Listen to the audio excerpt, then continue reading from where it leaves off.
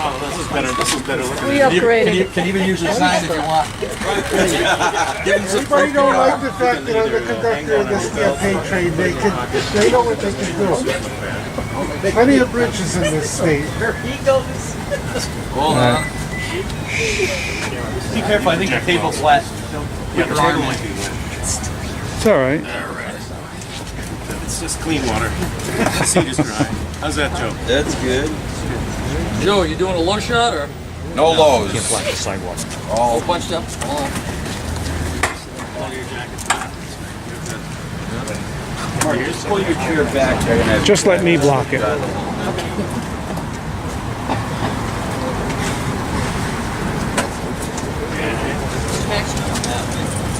Jeez, I'm dying to cross my legs. You're making you sit all the way over there? Yeah. Well, I don't want to be in the shot. This is all about you. Oh, okay. Is that good? Yeah, Joe's just got to, let me just see here. I don't want to get you wet. Ed, stand up just 1 second. It's going to Want me to stay off of the table there? We never go out of our way to make anyone look bad. We let them do it themselves. How's that? Looks good. And at I'd the love to Capitol, sit with my legs crossed, but that's a bad shot. No, you it's can do okay. that. It's not, I'm only getting you from here up. Okay, yeah, but I'll be more you comfortable. can do that. I'll be more comfortable. I can't cross my legs because I had surgery. I know you do. There you go. Do you mind? That's it. You want any of your fellows in the back there? No. They're No, gonna, no, we'll get them. We'll get them. They're going to be doing something else. I told them to come in today when they go do their own job. Go ahead. Okay, so we're now on the record. So tell me, are you a Tea Party Republican? Do you embrace the concepts of what people? Of course. I began with the Tea Party back in 2009. I was a town councilor and I ran for Congress, but the Tea Party emerged as a movement across the country. The constitutionality of it is what I embraced, and I was a leader or a member of the groups that organized rallies at the Capitol, protests against Nancy Pelosi. This whole thing you're seeing right now in the last several years, we were right. We were ahead of the curve, and a lot of people thought we were out there being crazy, but the reality is we see what's happening with the Constitution, with the President, and the Constitution basically just being disregarded. Well, how does that affect the race for governor? In the three-way race, I think it's an advantage because there are so many people that if they're not part of what was the Tea Party, they're part of against the federal government and also the Malloy administration. So it's a movement that is made up of people that in Connecticut it's a little smaller than the rest of the country, but I'm proud of it. I was part of it, and we were correct. We were right. And that's what all that matters at the end of the day. Were you right about what you were protesting against? So you're also, I understand, at least from what I gather, a very rugged defender of the Second Amendment. Is that a big part of it? I am. Explain yourself. Well, I'm not a fair weather Second Amendment advocate. I've carried a gun for over 30 years, and so it was something important to me. And I witnessed back in 1980 the Mariella boat lift in Miami. I got caught up in it when Castro sent thousands of criminals on our beaches, and I got caught up in at the Diplomat Hotel at work, gunfire, and I was just 23 years old, and I watched society unravel, almost like in Ferguson. I said, wow, if you can't protect yourself and your family, and there's no police around, and so that's how I kind of got involved in self-protection. So do you think that the Sandy Hook laws should be repealed? I think elements of them have to be repealed. The Q poll that came out showed that the majority of Connecticut residents approve of the law, but the second question was, did it go too far? Yes, it went too far. And where it went too far, from most people believe, is the limitation on the magazines, 10-bullet limitation, arbitrary and capricious. That's what I think it was. It's just the number chosen. And I've declared my magazines to the state police. I followed the law, but it was ridiculous. The state police know the guns I own on record. We've got a copy of what they have. They know what I own. They know the serial number, the model number. So it was just an arbitrary thing. I believe that it was an emotional reaction. So you're hoping to tap into those thousands of guys and women who came to the Capitol? Well, I was one of those thousands of guys and women that came to the Capitol, yeah. And it's not tapping into it. For me, it's true, it's real, it's part of my biography, and it happened, and we had no public hearing. It's just an outrage. There was no public hearing on that bill. The assault weapon, so-called assault weapon, ban also something that was a law that went too far. But I think a lot of the Second Amendment people feel that they're going to vote for Foley because he has a better shot than him. I don't think they have to vote for Foley because of that reason. I think his money and his influence with the people that he's bundled money for George Bush, maybe somehow some of that money can come towards their litigation. But Tom's got to be very careful there because he's going to be a fiduciary to the state of Connecticut when he's elected, which is why it's important to put your stance on what you're running on, what you will do. I will put a bill of repeal on 2 issues, the magazine limitation right off the bat, and try to horse trade with Democrats. Tom Foley, if he's even considering assisting financially anyway behind the scenes, that can't be done if he's governor. Okay, listen, you want to say any more about that? I think you said it all very well. What's the other big issue for you? Is it the Common Core? Common Core. As a counselor in West Hartford, I was on the Education Committee, and I'm publicly printed somewhere in a few places as calling what I consider the education cartel. Before there was Common Core or No Child Left Behind, there's the federal mandates and the federal takeover of education. So I've been an opponent of that for years, and I just think that local control, local school boards, teachers don't want it. Most teachers don't want it. The union bosses are pushing it for the free money that's coming in from Washington, but anything that tests and puts computers and software and standardized tests mandated by the government between the teacher and the child, I just think that's too far. We want a teacher-student relationship to be the strongest. But how do we test the performance? We test them already. What do we do before Common Core? It's an excuse because there's failing schools because of broken families. And this is the truth. And they don't know what to do, so they do more testing, more bureaucracy, more mandate. Local people, local control is what's needed. We have plenty of testing, and there's no reason we can't have testing. Common Core, there's 1,000 things wrong with it. Is that you, Foreman? Yeah, let me shut them off. We finished that. Yeah, you made it. There you go. We finished that. Okay, so what other, well, actually, I'll give you a photo. many people believe that you and Pelto, if you qualify, will just be spoilers, that you'll pull votes away from Foley, he'll pull votes away from Malloy, and it'll just... Well, camera's rolling. I'm in this to win it. I'm not in this as a protest vote.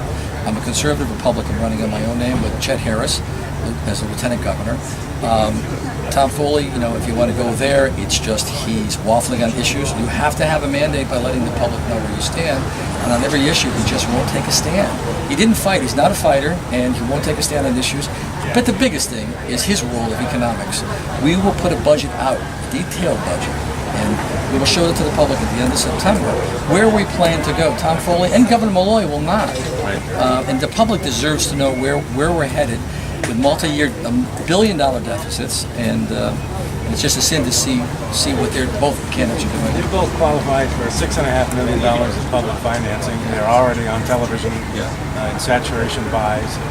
They've got all this money to do research.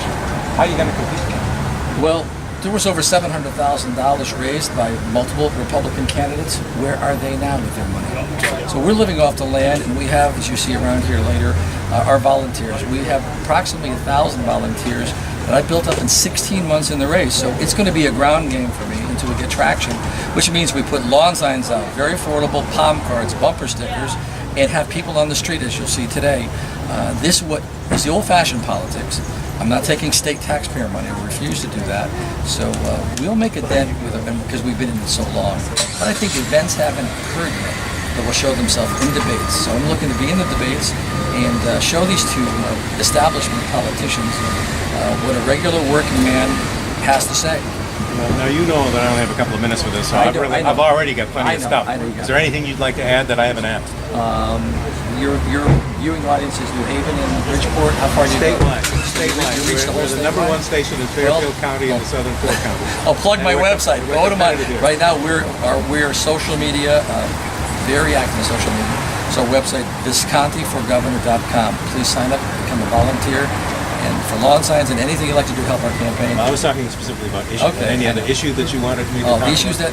beyond the budget, Common Core, and the Second Amendment. Those are your biggies. The biggest ones, but probably bigger and more important is something we'll all have to face, and there'll be debates on this. We've been invited, and that's the infrastructure. The highways, the trains, the tolls. It's a parking lot in Fairfield County. It's actually going to become a national security problem, which is why the White House said our bridges are the worst in the nation. And so something has to be done. the candidates like to, the other candidates, Malloy and Governor Malloy and Tom Foley, really don't have a plan. They're just raiding funds. How do we keep, even if we did put tolls in, how do we keep the money in the highways? How do we keep the money where it belongs and have a General Assembly? You do not favor tolls?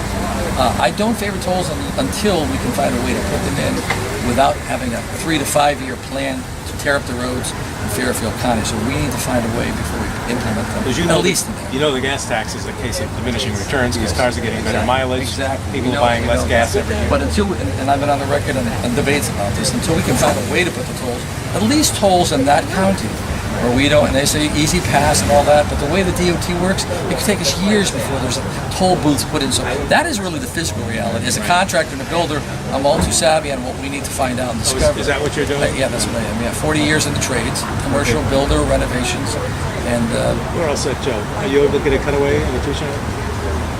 you got what you need. You have a contracting business? I do. Yeah. Did I read? You went to dramatic school? Well, my family's in two businesses. My dad was construction since I was born. Oh, yeah. But my other side of the family, my uncle Mike was the business agent for IATSE International, Local 84. Oh, okay. So I was raised in behind the scenes of Union, 17 years old, a Union worker. Oh, sure. Where I did all the rock shows, all the theaters, and Bushnell, and met Elvis, Sinatra, Oh, yeah. So I had all the theater. So you work two shifts. You're working at night at the theater at the Bushnell, you're working day in construction. So for years I did a lot of professional union work. And then I also later got involved with acting because I loved in front of the camera. Yeah. But I was always pushed behind it. Or up on a roof. Did you do any acting? I did. I went to the New York Academy of Dramatic Arts, and I worked with the Hartford Children's Theater as a mentor on a lot of different productions, which was fun. I love it. But that helped you be a good candidate because you're good with people. I did it because I love the arts, but yeah, it does help. You understand what you look like, what you sound like. But I just think the arts, again, Common Core is just chopping into the arts. It cuts the arts out. It's removing cursive. It's just taking everything away from the childhood experience of being a child. And I didn't get that on tape, but that's probably the biggest problem with Common Core. Any of these federal programs where they test and they put pressure on children. They're coming out of childhood, early development, and they want to grow, and they're emulating their role models. So the theater, the arts are something so important. And in West Hartford, we do that great. We augment our education. So I'm from a world that does that. I was raised in a world. Your primary source of income is this construction. Yeah. Is I that, also have an Emmy Award, 1997, for my program that I produced for 5 years in Miami with a group called Disabilities and Possibilities. It went on PBS National. Host was Michael York. So we spent 5 years building a foundation and a TV news magazine that highlighted back in '97 the achievement of individuals and on groups. public television? On public television, yeah. Joe and I had won a few Emmys together. Sure. Yeah. All right, that's good stuff. So, I dabble in the theater and the arts and love it, but I'm driven primarily into construction my whole life. Well, you know what you can never, it's like the mafia, you can't get out of You contract. know what Shakespeare said? The whole world is a stage. Yeah, right.